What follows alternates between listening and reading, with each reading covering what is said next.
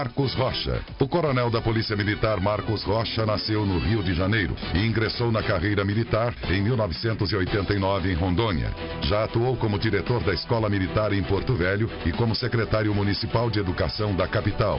Em 2014, ocupou o cargo titular na Secretaria de Estado da Justiça, a Sejus.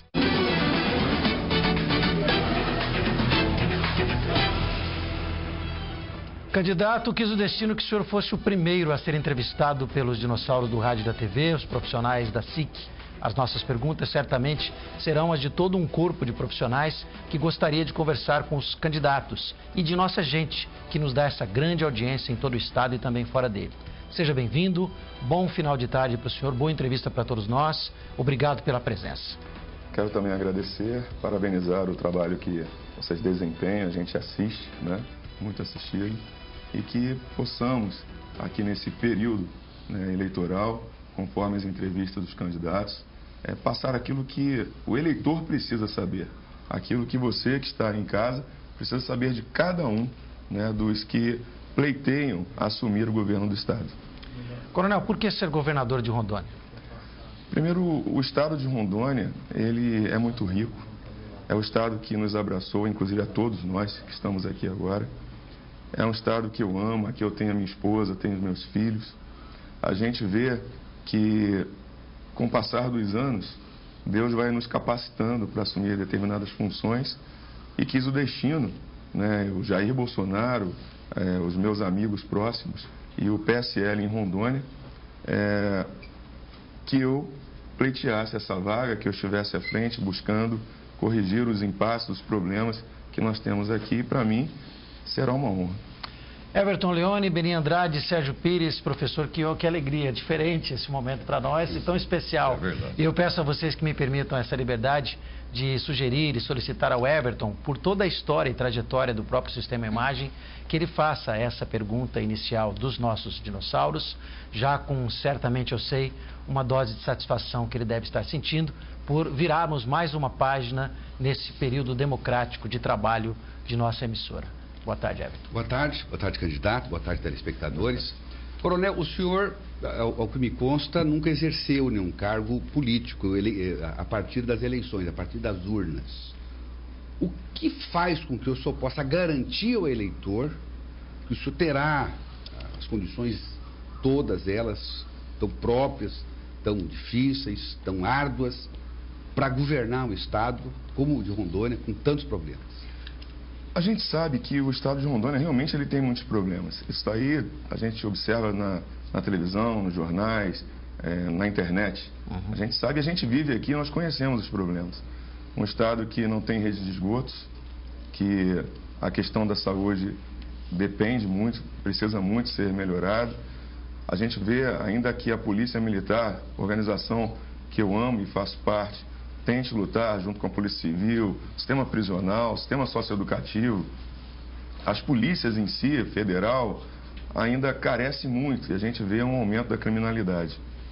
Com tudo isso, eu sou um administrador de empresas, sou um analista de sistemas e sou um coronel da Polícia Militar. A maior parte da minha vida é nesse estado e quero permanecer aqui a vida inteira, até o final, quando Deus quiser me levar. Então, por que não? Por que sempre a gente manter os mesmos? São sempre os mesmos. É a oportunidade que eu tenho de aplicar os meus conhecimentos, a experiência que eu tenho ao longo dos anos e corrigir as distorções que a gente sabe que existem. Candidato, mas o senhor tem um complicador.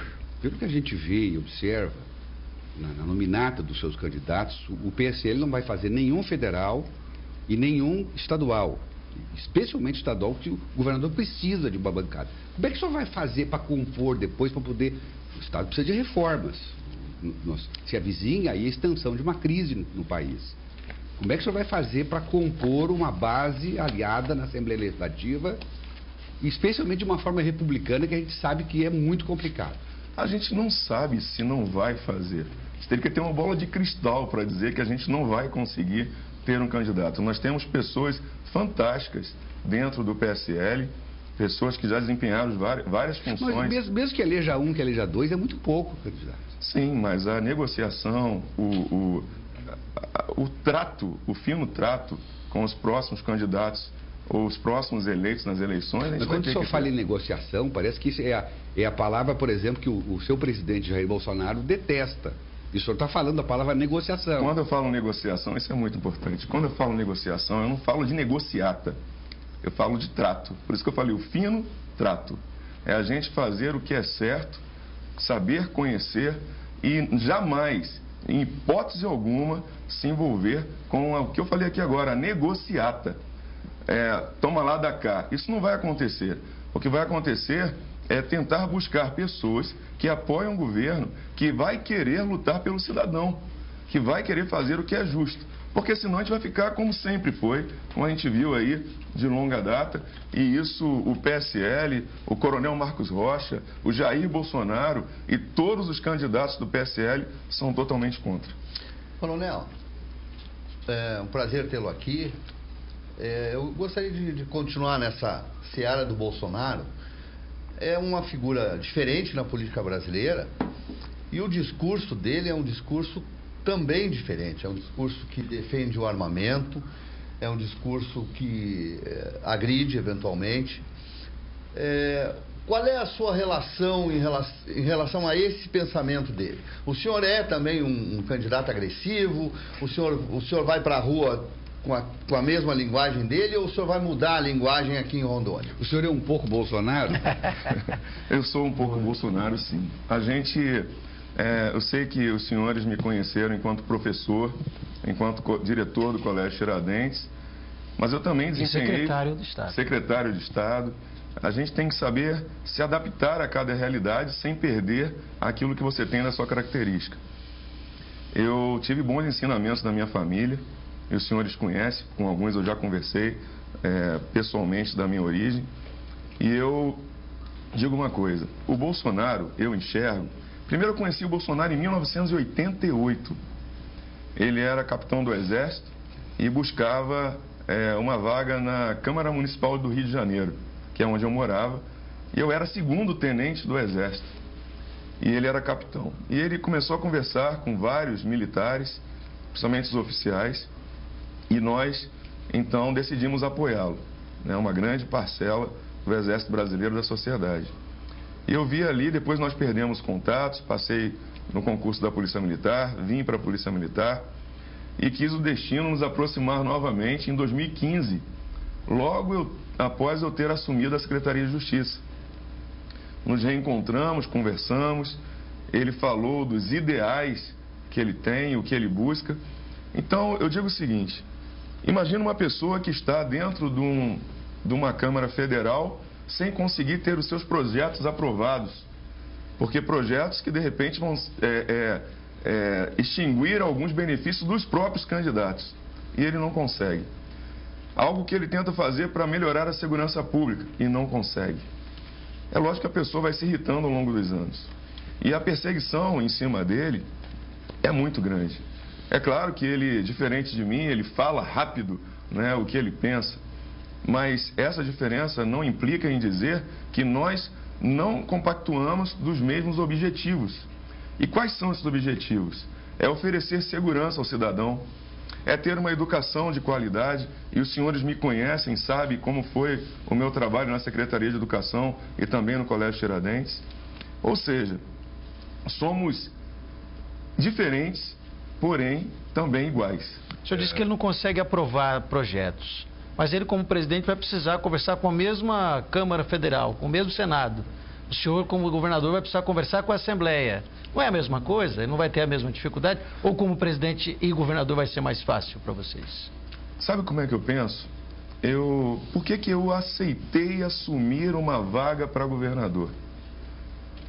Disputar essa vaga para governador. O candidato inicialmente era o outro, né? Era o Zé Jodan. Zé Jodan, que é uma pessoa fantástica do agronegócio. Que na última hora houve essa troca? Ele pediu para que eu viesse governador e junto com o Bolsonaro, que acatou, e o Bolsonaro disse, vamos junto, coronel, porque em Rondônia, ele falou desse jeito assim... Quer dizer que o Bolsonaro acatou, se ele não acatasse, não aconteceria isso aqui no Estado? Se ele não tivesse acatado, eu ia brigar para tentar conseguir, eu teria ido lá falado com ele. Mas por telefone mesmo ele aceitou. Ele intervém nos diretórios regionais? Não, de jeito nenhum. Mas eu queria que ele soubesse da mudança, porque ele já tinha aceitado o José Jodan.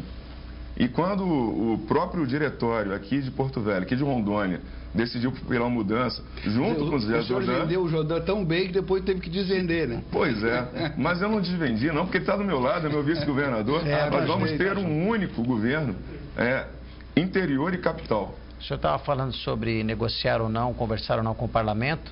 Quando eu interrompi o Beni já vai fazer a pergunta dele. Só conclui esse raciocínio, por gentileza. Sim, a gente não tem como não conversar com o parlamento. E eu quero dizer o seguinte, quando eu aceitei, é aí que eu parei, quando eu aceitei a possibilidade de eu vir governador, eu pensei no seguinte, isso eu falei lá em casa, talvez tudo mude esse ano. Quando eu, um coronel da Polícia Militar, um professor universitário, vai ser convidado para ser governador do estado, disputar essa eleição. Então eu aprendi que a gente não pode fugir da batalha, né? E eu aceitei esse desafio, foi por aí. Então a questão do diálogo com o parlamento, isso vai ter que acontecer, mas eu acredito que irá ocorrer uma grande mudança, inclusive nos representantes do povo esse ano. Candidato, eu quero tocar aqui num calcanhar de Aquiles de uma administração estadual. O senhor tem por formação militar. O senhor já pertenceu ao Conselho Nacional de Justiça. Já foi secretário estadual de Justiça. Então eu creio que não deve ter muita dificuldade com relação à segurança pública. Por exemplo, o Departamento Nacional Penitenciário divulgou que em dezembro do ano passado a taxa de ocupação nos presídios de Rondônia era de 79,9%, ou seja, acima da sua capacidade, ou seja, 11.257 ocupam 6.257 vagas, ou seja, praticamente 2 presos por uma vaga. Como que o seu governo pretende resolver isso?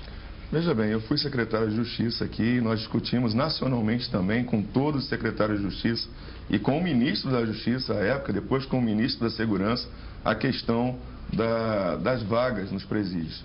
O Brasil hoje, ele é o terceiro em população carcerária no mundo. Nós ganhamos recentemente da Rússia. Então ficou Estados Unidos, China e Brasil. E é uma vitória que ninguém quer. Essa não, né? Essa ninguém quer, né? Ficar com a vaga de terceiro. E Deus nos livre de ocupar a primeira posição. Ocorre que o Brasil, ao longo dos anos, ele começou a prender e prender.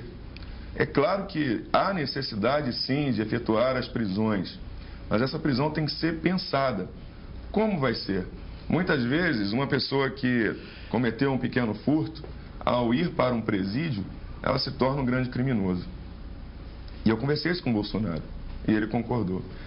Há necessidade de ter uma separação do criminoso e do criminoso, fazendo enfaticamente na palavra.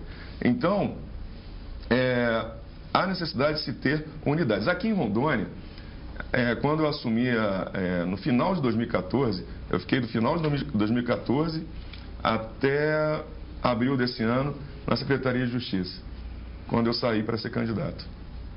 Então, haviam 10 obras paradas há muitos anos, uma delas há 12, 14 anos.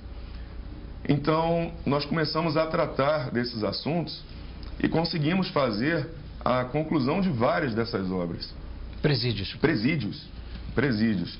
Isso desafogou um pouco o sistema prisional em Rondônia. Você tirou celas que tinham 20, 16 presos, passou a ter 6, 8 presos. Isso é possível fazer, mas você tem que repensar. A nossa lei de execuções penais, ela tem que ser repensada. Isso não pode ser nos estados porque é algo lá do nacional.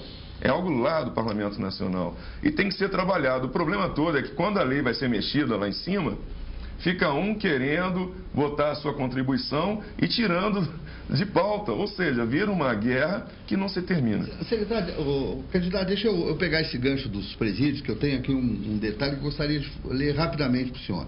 Do dia 6/8 desse ano, diz o seguinte: 4 detentos fugiram do Centro de Ressocialização de Ariquemes, no Vale do Jamari.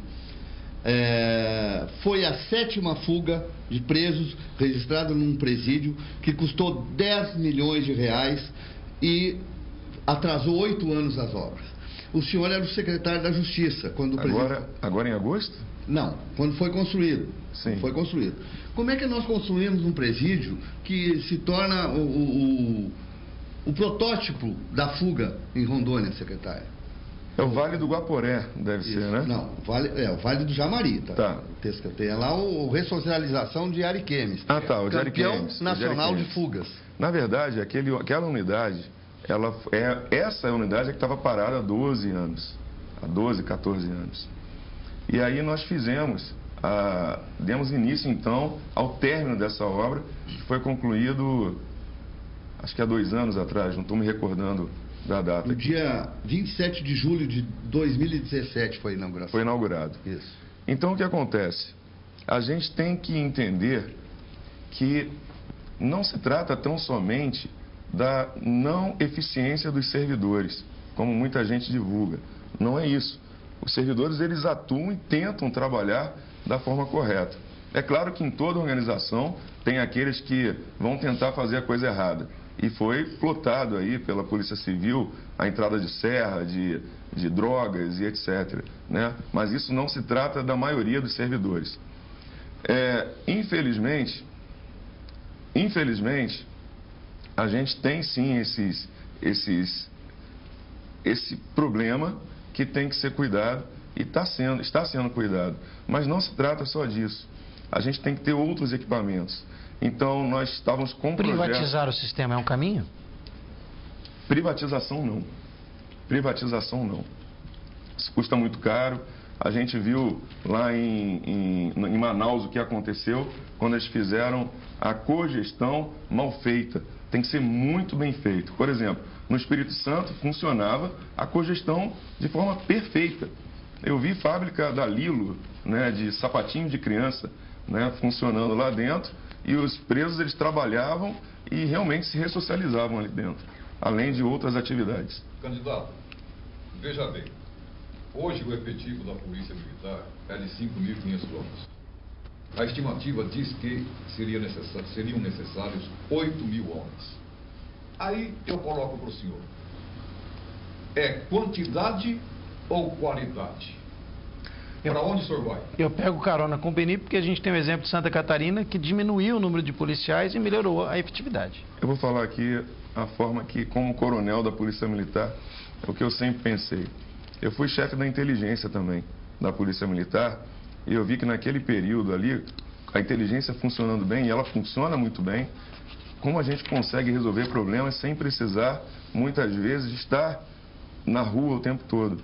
Porque o efetivo da Polícia Militar é limitado e a gente não pode ser hipócrita e dizer que qualquer governador que seja vai chegar agora e colocar 8.000 policiais, ou seja, quase o dobro do que se tem hoje na rua, né? Então, a inteligência, a parte de fiscalização eletrônica, essas são questões primordiais que cooperarão para que o policial militar possa atuar de forma mais efetiva e no momento certo. Então é isso que a gente vai procurar fazer sendo eleito governador do estado. Candidato, eu quero fazer uma observação agora lateral, ainda trafegando nesse ponto, mas eu quero fazer uma observação com o senhor. Inteligência, perfeito, acho que a inteligência é fundamental para se fazer ações de segurança pública eficazes e efetivas, mas eu pergunto o seguinte: não é mais um problema que tem para a própria Polícia Militar não dispor dos meios necessários para tornar isso efetivo? Porque eu percebo uma falta de efetividade nisso.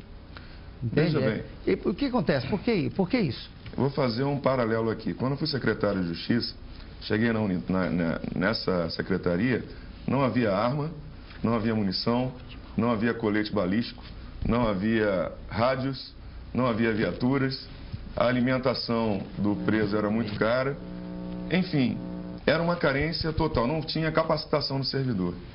Então, nós trabalhamos no sentido de conseguir todo esse material, tanto com recursos do Estado, como com recursos que nós conseguimos do governo federal, em conjunto com os secretários.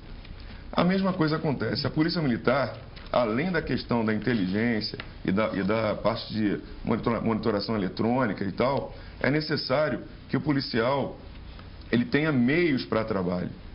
Não adianta o policial trabalhar, lutar contra bandidos de fuzil e ele com, ainda que uma .40 hoje que todo policial tem, né, ou uma 5.56. Não, ele tem que ter poder de fogo idêntico. Então, conciliando essas duas ações, a gente consegue resolver capacitando o policial para que ele consiga atender melhor do que ele tem atendido. Mas tem algo que é mais importante. Para que a gente consiga solucionar e não gerar uma guerra, nós temos a Polícia do Rio de Janeiro, em capacidade técnica, é a melhor polícia que tem. Mas isso não reduz a criminalidade do Rio de Janeiro. O que pode reduzir a criminalidade de um estado, de um país?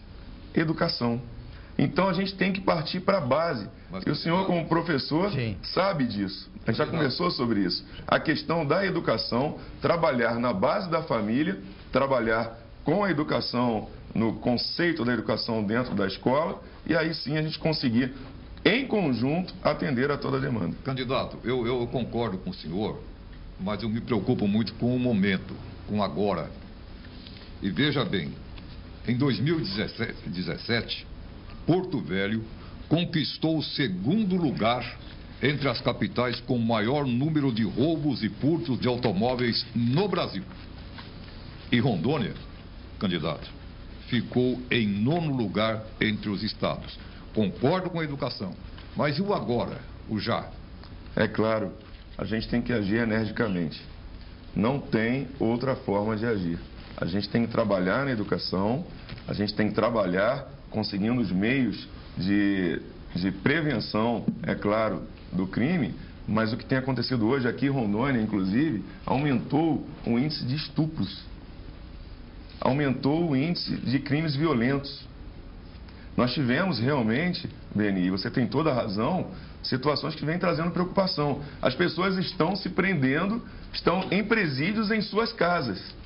Vai no condomínio, vai na casa no Santo Antônio, não importa. É concertina, câmera, cão, pitbull, não é isso? Secretário, câmera e vigia na rua. E vigia na rua. Candidato, mas deixa eu lhe perguntar, o senhor está defendendo uma tese que não é a tese do Bolsonaro, do seu candidato à presidência. Ele fala a antítese do que o senhor está dizendo.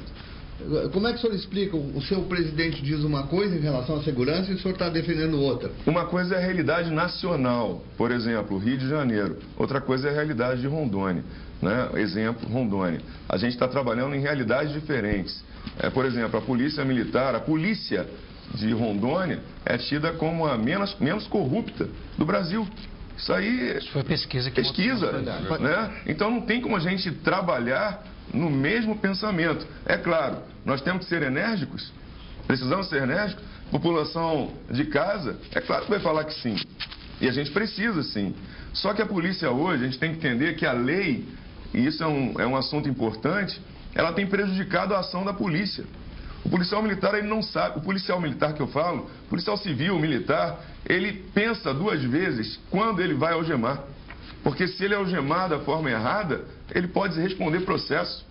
Verdade. Teve uma procuradora federal muito inteligente que falou que você só vai poder atirar se for primeiro alvejado. Isso é uma brincadeira, né? É uma brincadeira. Teve um secretário de segurança que dizia sempre aqui, o policial tem medo de processo, não tem medo da morte.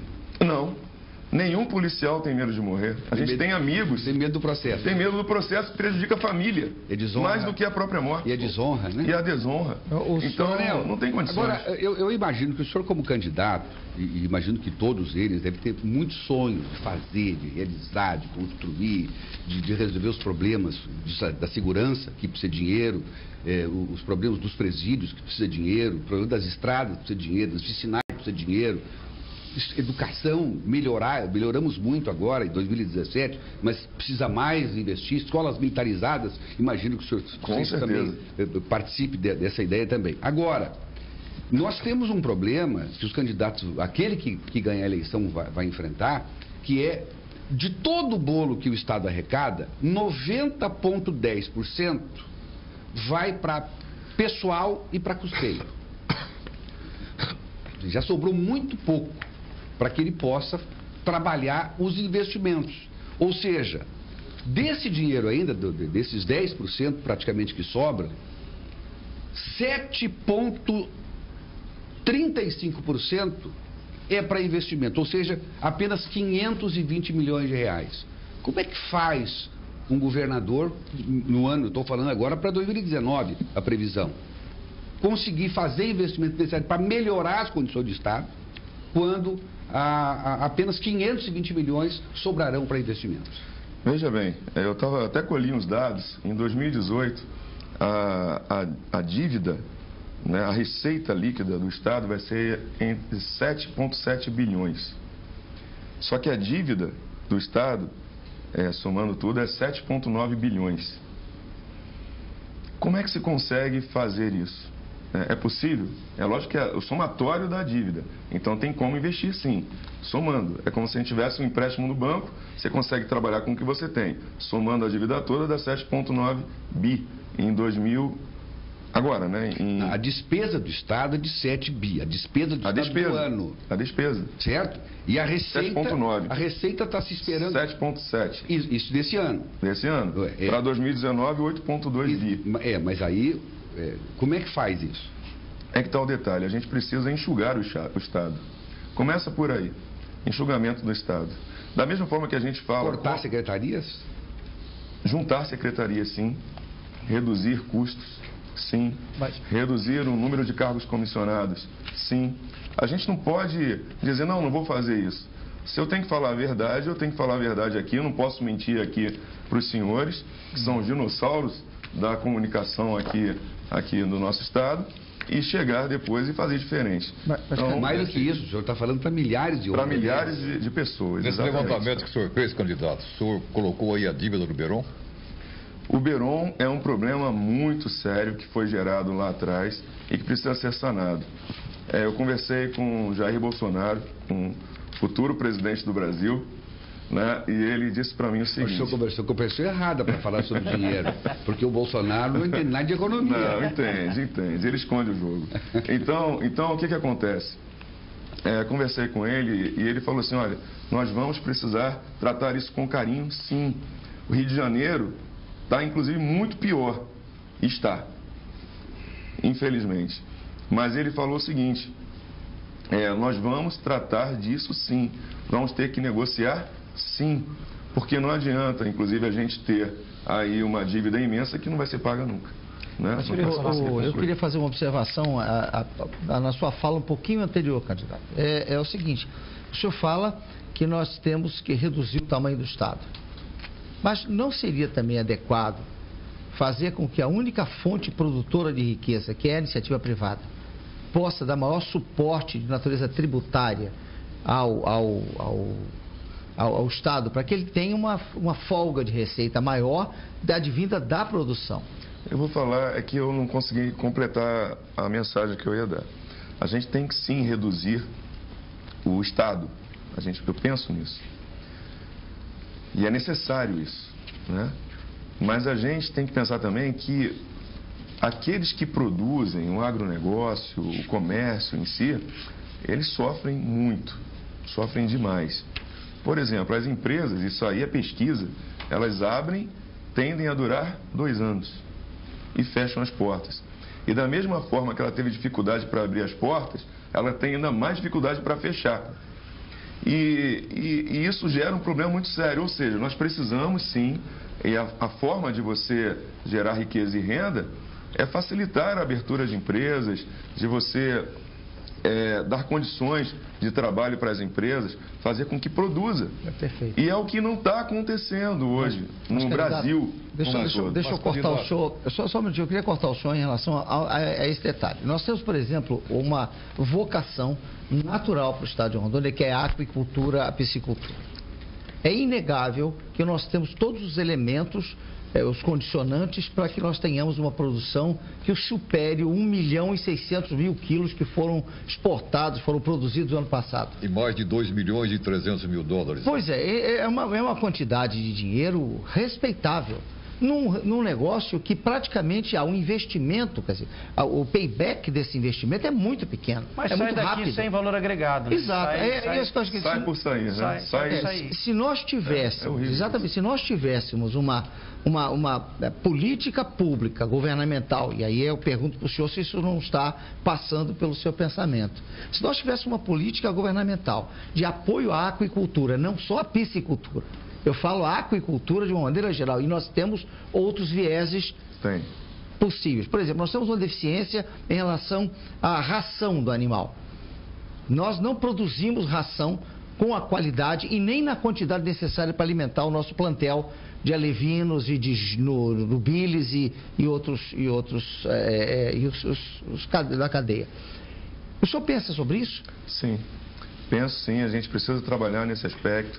Precisamos apoiar o produtor, inclusive o produtor do agronegócio, que é quem leva alimento para todas as mesas, né? E hoje a gente vê uma barreira tremenda em relação a isso.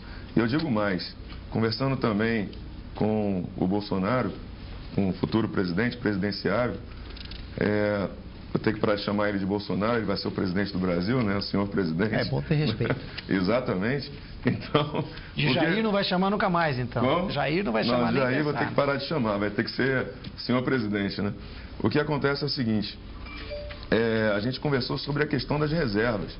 Nós temos aqui um grande número de reservas aqui no nosso estado e que poderiam estar sendo aproveitadas. Inclusive trabalhando com manejo também, porque a gente sabe que a floresta, ela precisa do manejo. Por isso que a gente vê muitas vezes áreas extremamente imensas e destruídas sem que o homem tenha feito qualquer intervenção ali. Porque a árvore morre, estraga aquele ambiente, mata as outras árvores.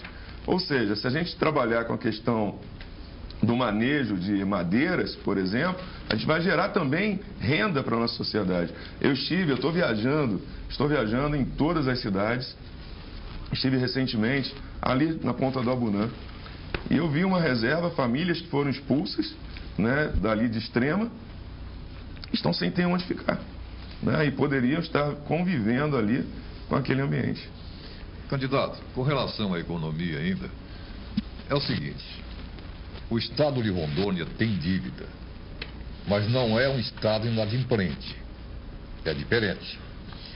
O que me preocupa é o seguinte, das 240 parcelas de 11 milhões de reais, o senhor será responsável por pelo menos 48, não é isso? É mais ou menos isso. Dá para botar a cabeça no travesseiro e dormir tranquilo? Alguém tem que ficar responsável, por que não eu? Por que não uma pessoa que tem a formação acadêmica para isso, para poder trabalhar com isso daí, pensar com uma equipe eficiente, uma equipe de gestão adequada para fazer com que as coisas aconteçam. Eu consegui fazer isso na Secretaria de Justiça, né, e consegui ajudar o governo do Estado. Então agora é um pouco maior. A gente tem que conseguir sentar e trabalhar e ver formas de conseguir trazer, né, esses recursos necessários para a gente poder viver em paz. Candidato, o senhor falou agora em dormir tranquilo. Eu quero agora já ir para de manhãzinha. O senhor é um candidato que... À tarde e amanhã do primeiro dia. O senhor é um candidato que... PSL é um partido pequeno, não tem coligação. Eu ainda continuo insistindo, dizendo que é muito difícil o PSL fazer um deputado estadual, um deputado federal. Por mais votos que eles possam fazer, a soma não vai dar o quociente eleitoral. Enfim, eu estou até meio que desencantando muita gente, mas é a nossa visão.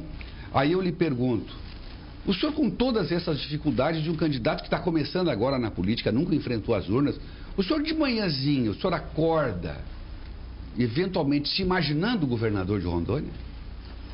Eu me acordo lutando para ser o governador de Rondônia. Eu vou passar a me imaginar o governador na hora que eu acordar realmente e falar, agora eu tenho que enfrentar esse problema e... O senhor acha que está vivendo um sonho?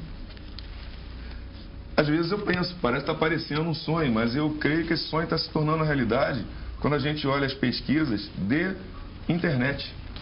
E a gente vê que as pessoas estão votando, estão me aprovando.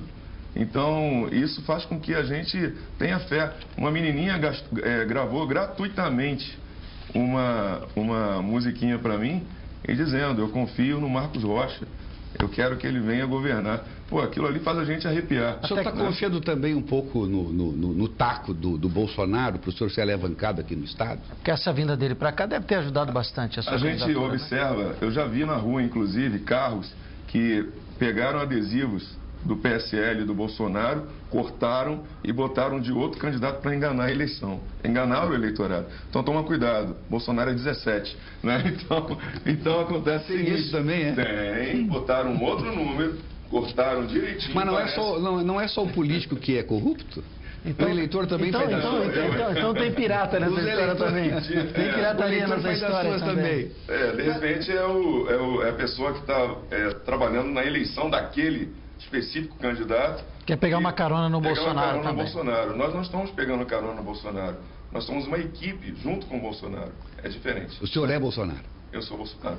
Coronel, mas deixa eu lhe perguntar, dentro desse mesmo tema, qual é a chance que o senhor teria de ser candidato se não fosse o Bolsonaro? O Bolsonaro foi quem me fez o convite para ser o presidente do partido. Disse que analisou a minha ficha e convidou. O Bolsonaro, isso pessoalmente.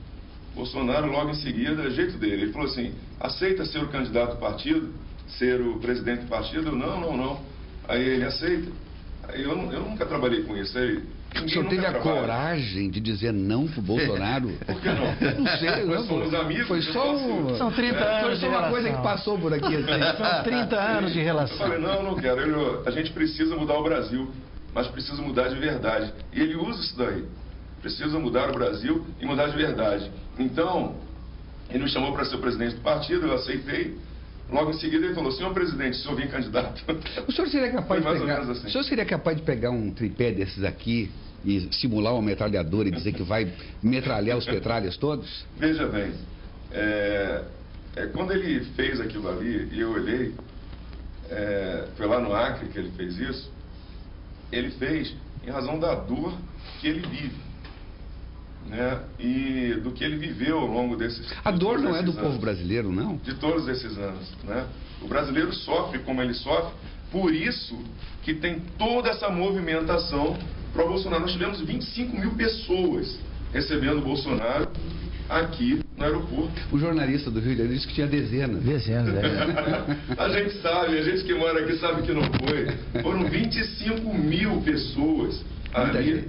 E alguns até foram embora porque não conseguiram chegar perto. Sim, e ainda assim ficaram 25 mil pessoas. Nós mostramos as imagens. Exatamente. Então a dor do Bolsonaro é a dor do brasileiro que quer ver um país onde ele consiga viver e criar os seus filhos. É isso. Acho que deixa eu fazer uma pergunta. O senhor acha que... a gente entende até esse discurso, mas o senhor acha que é adequado que um candidato a presidente da República faça um arremedo de arma ameaçando uma outra legenda partidária? Veja bem, ali ele não quis dizer que ia matar, na verdade, ninguém. Ele falou em expulsar. E o Bolsonaro, ele é uma pessoa... Como é que eu vou falar? Impossível, né? Ele estava dando tiro para cima ali. Ele estava para cima, ele não estava para baixo. Agora eu entendi. A vida estava preocupada. Eu vou começar. Ele quis dizer que é tirar o governo do PT da frente do governo do Acre, colocar o PSL. Não vou expulsar o PT daqui. Ele não disse que vai sair matando ninguém. O senhor vai usar isso aqui também para ajudá-lo. Eu também tenho aqui corte de áudio. Nós queremos que os telespectadores ouçam bem o senhor.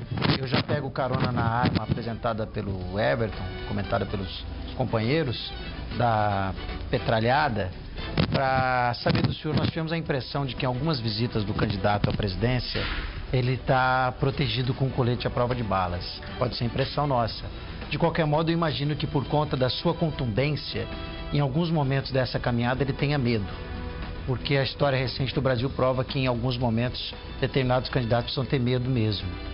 O senhor teve também, ou tem em algum momento, o senhor falou que o policial não tem, mas é em algum aspecto, ou poderá ser, candidato, uma campanha violenta, perigosa, para ele e os candidatos dele? O senhor acha que eu exagero?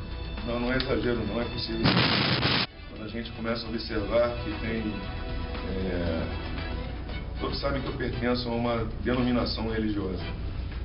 E tiveram a coragem de treinar pessoas para palestrar em algumas igrejas para tentar me atingir a minha família.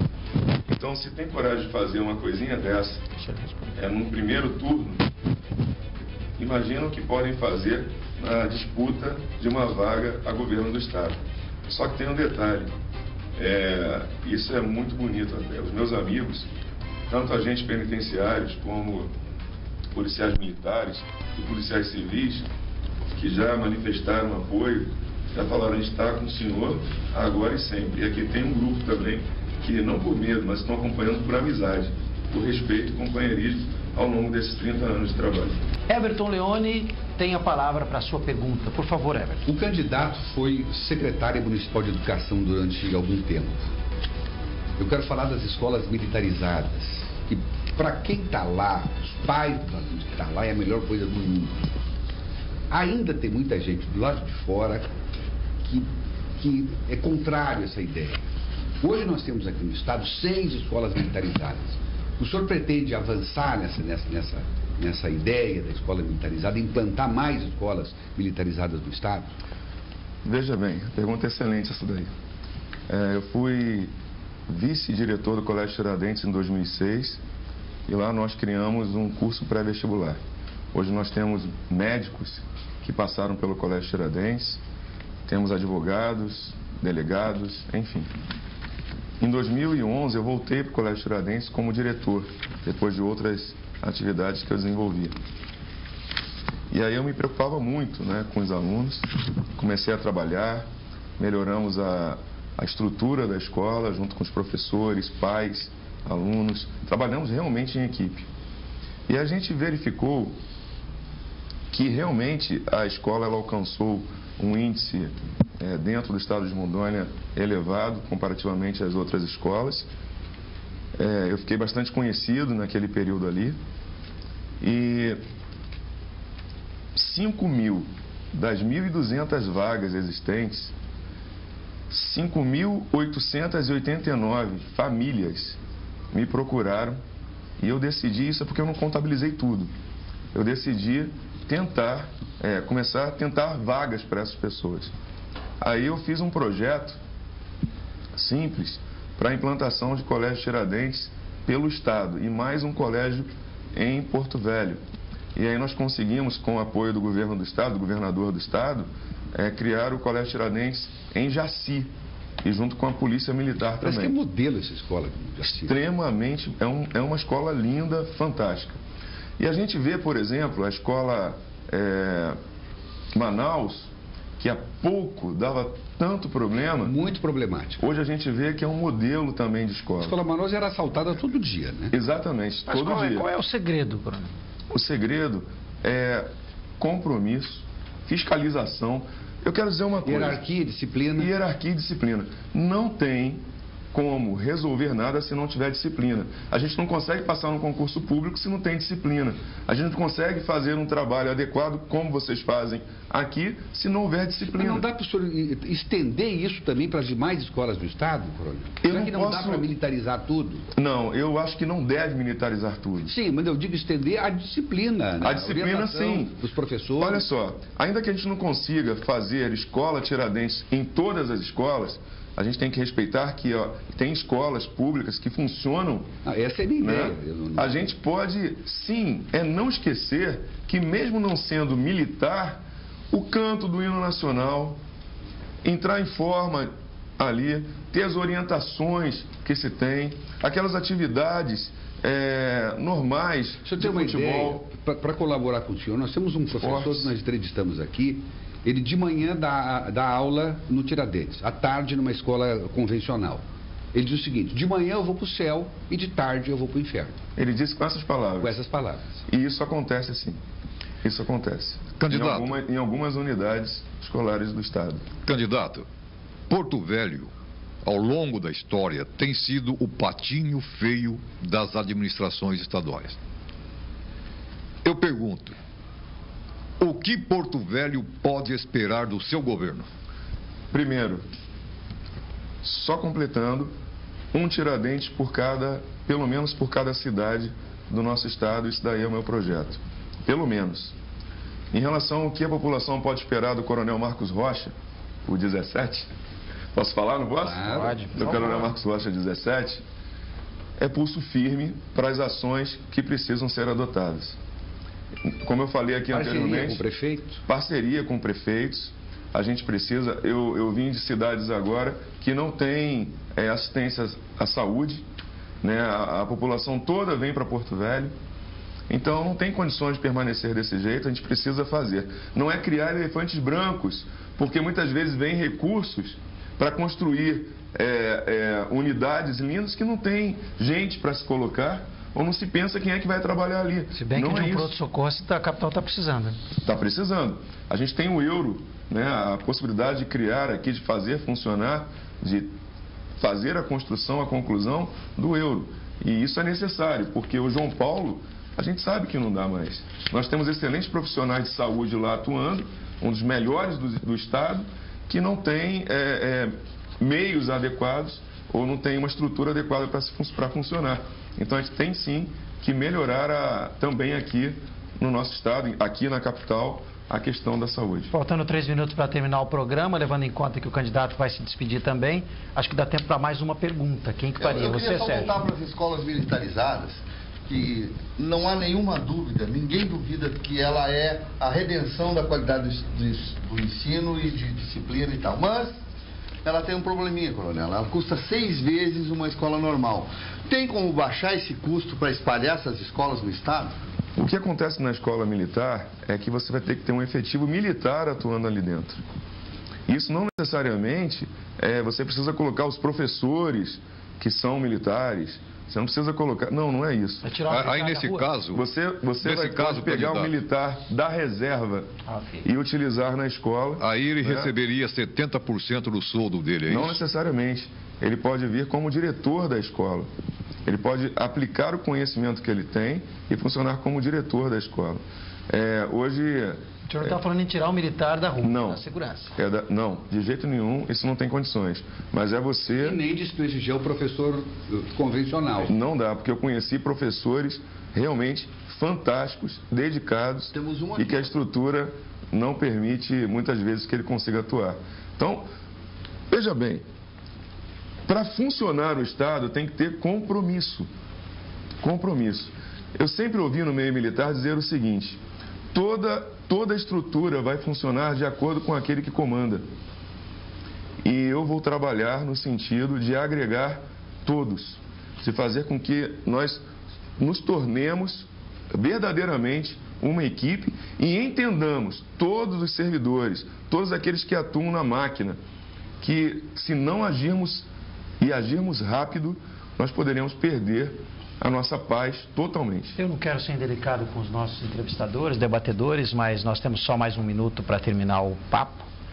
Agradecendo imensamente essa audiência extraordinária e ao senhor, gostaríamos de deixar esse prazo final, esse período final, para que o senhor falasse com a população na sua despedida, também da gente, já muito agradecidos. Primeiro, eu agradeço muito a vocês, né, pelo respeito, companheirismo. Vocês realmente trataram com respeito aqui, forçaram, né? Isso é muito bom para que os nossos... Apertamos sem machucar. Exatamente, para que todos saibam quem é o Coronel Marcos Rocha.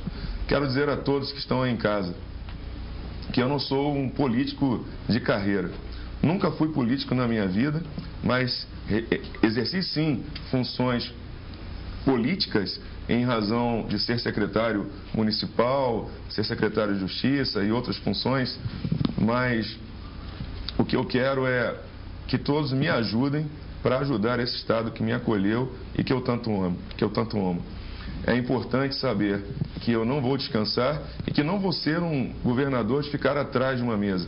Eu vou estar, sim, visitando os locais continuamente, porque todo tipo de planejamento ele é dinâmico, ele vai mudando com o tempo. E a gente precisa estar junto à comunidade, para fazer com que as coisas aconteçam. Muito obrigado, Coronel Marcos Rocha. Você vai saber agora quem vem amanhã para a entrevista. Nesta quarta-feira, às 5:50 da noite, o candidato ao governo de Rondônia, Vinícius Miguel, será confrontado pelos dinos do Papo de Redação na sabatina da SIC TV. Eleições 2018 na SIC TV. A informação está aqui, mas o futuro você decide. Oferecimento Finca, Cirrus, Temasa, Grupo Sapiens, Gonçalves, Desmoza.